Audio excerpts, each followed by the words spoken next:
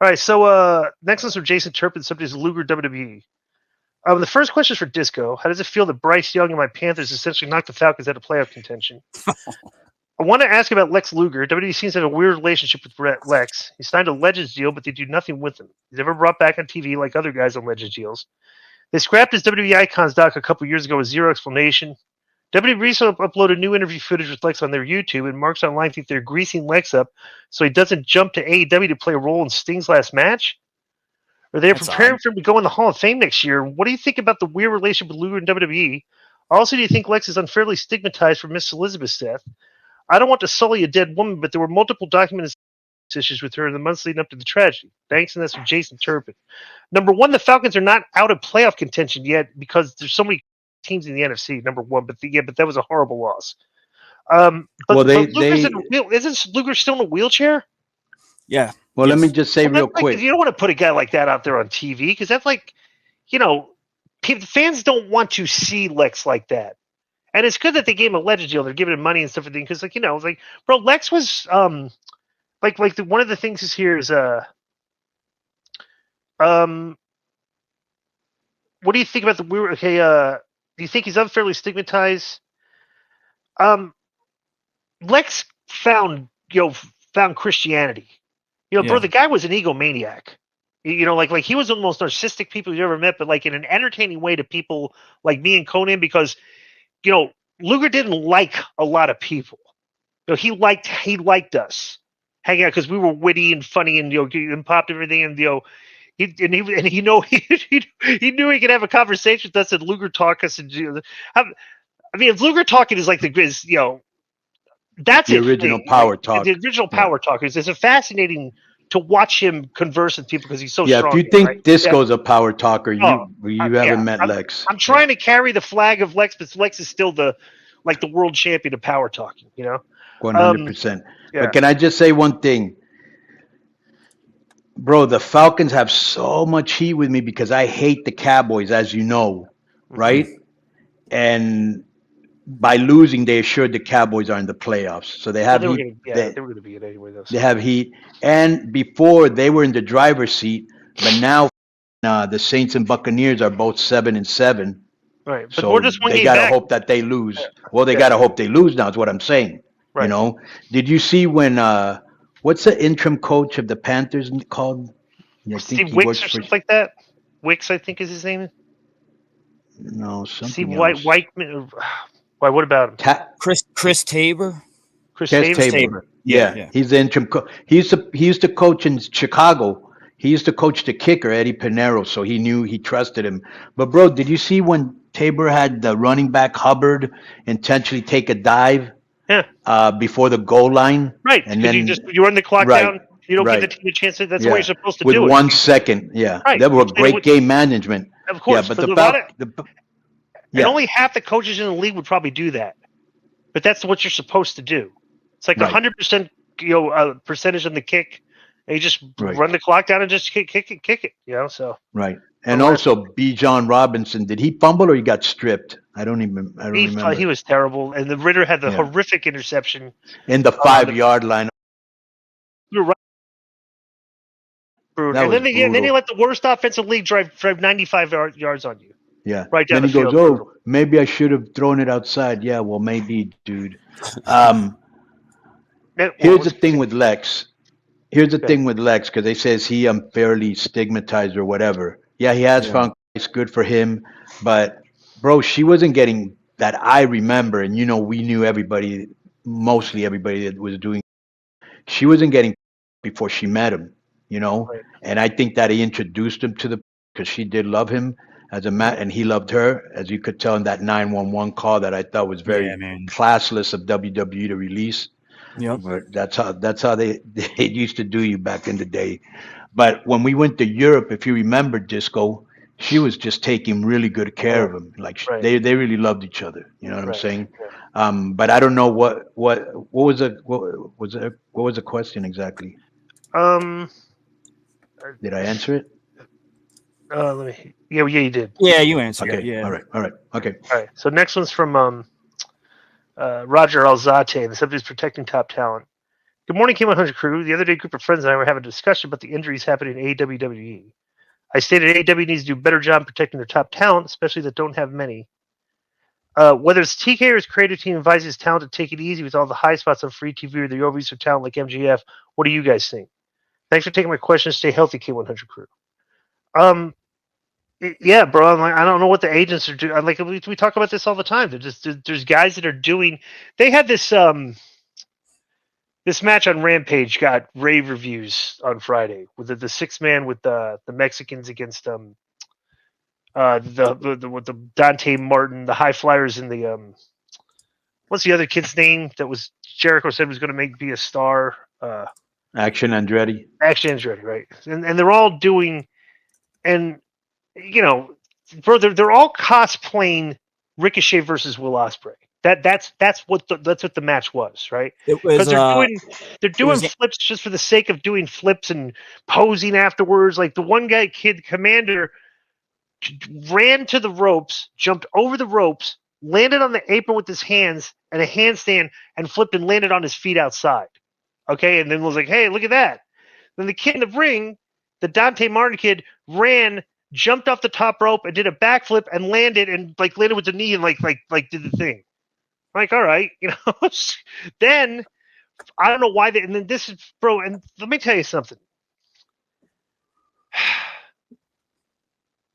Penta and Vikingo are two of your top guys, right? Right. Bro, you need to smarten them up.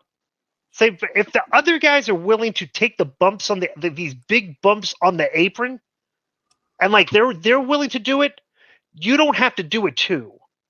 They did a sequence where all 6 guys were taking these like. I saw the match. Right, you saw. Yeah, on the apron. On the apron, right. And I'm going like, dude, it's like Penta. You're like, you're a top guy. That's not worth the risk for a Rampage show when the other guys in the match are all willing to do that. Let them do that. He needs to start taking care of himself. Vikingo too. They're just doing all the risky stuff that these young cats are doing. It's like, bro, you're too high up on the card to be doing all of that high risk in one match. Pick a spot. Do it, but like work with if all these other guys are willing to do it, it's like there's no reason to do it. What do you think about that? What I just said. Well, yeah. No, I 100% agree. The only thing is that, you were always a safe worker. I was pretty safe. Right. And at the end of the day, you got to remember, Commander's been there less than a year. Vikingo's been there less than a year. They've never been to United States, or finally in good hotels or good travel, good pay, good catering, and, they want to stay there, bro. And the only way to stay there is to do crazy. They're only 23 years old. It's pretty hard to convince a guy that can fly and do acrobatics, not to do it anymore. Like LeBron isn't doing the thunderous dunks he used to do when he first got into the league. He'll pull one out of him now, though.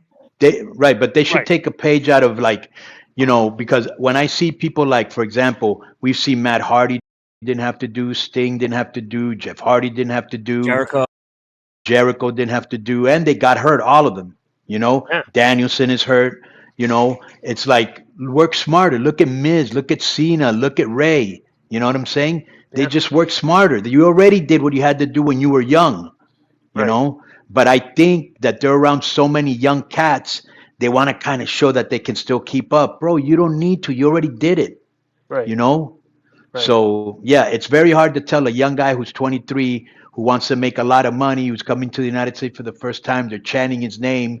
And, Pentagon's probably trying to get a bigger contract too. And he doesn't want to look like he's a step below the other guys. And that's what happens when you get in that atmosphere. Well, what are you going to do if one of these guys gets hurt?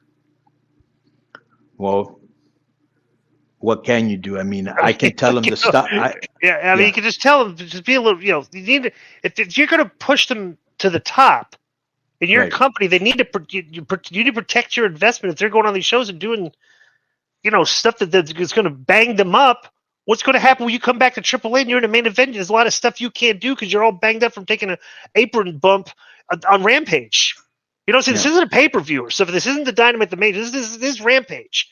So it's like, yeah, they got to be smarter. So, next one's from Anthony Hunt, and the subject is WWE booking is subpar. K100, greetings crew. My question is, why grab Punk when you guys like Styles, Lashley, or Cross who could challenge Reigns? I've tried main roster shows just aren't entertaining. I wish Rollins would drop the belt to McIntyre in closing. In closing, interesting fact, since Roman has been in WWE, he's never turned on anybody in his faction. Sami, Seth, and Jay turned on him. I just don't think Punk is needed. Sincerely, that's from Anthony Hunt. Well, you're not. I doubt you're ever booked a show, Anthony Hunt. Punk brings fans. And if you're booking a show, you need to draw fans because you're the booker. You want to see your ratings go up because if your ratings go down, as a booker, you usually get fired. Okay, and not only does Punk bring in fans, as we've documented through the past few years anyway, but he brings more network interest when they're looking for a TV deal for Raw, which is, you get more money for the TV deal. Your stock price goes up. He's worth a lot in different areas. Let me tell you this. What's this guy's name? Anthony Hunt. Anthony Hunt. He contributes a lot. I would suggest, okay, so I'll keep it a little bit cool with you since you contribute. But I would suggest you inform yourself better about the business because the buzz, the ratings, when he came back, the merchandise sales of all of that, you don't know what you're talking about, And it kind of sounds, and I could be wrong here, that you're being a hater. So you quit being a hater, quit being uninformed, and look at this business pragmatically and not like some fanboy echo chamber. As nice as I could be. Yeah. Next is from Forrester Grillo, and the subject is Priest Money in the Bank. My number one match of the year is the Money in the Bank match, and is this winner. The winner was Damian Priest. Seems like it was pretty obvious he was going to cash in on Rollins for a while, but then the whole CM Punk AEW drama started. Now, rightfully, they seem to be keeping the title on Rollins for a huge WrestleMania match. My question is, though, guys, how would you book the rest of Priest Money in the Bank run? Would you have him cash in at WrestleMania to take the title? Would you save it until after Mania, which would mean Punk possibly having a short title run? Would you have him cash it in before Mania? I just want to end by saying, Conan, I've been watching the video mailbags for a while, and it's so great to see how much better your health is doing. You look great, man. It's Merry Christmas, everyone. All right, thank you. How would you book the rest of Priest? I don't know. He should have cashed in already. I think it's so corny when the guy's carrying around you have to carry around a briefcase because you have a contract to cash in the money. I don't know. It's just, the Money in the Bank's always been silly to me. I don't know how they should book it. I just think that he should have cashed in. If you let him have it, you obviously envisioned him holding the title at some point. So what are you waiting on?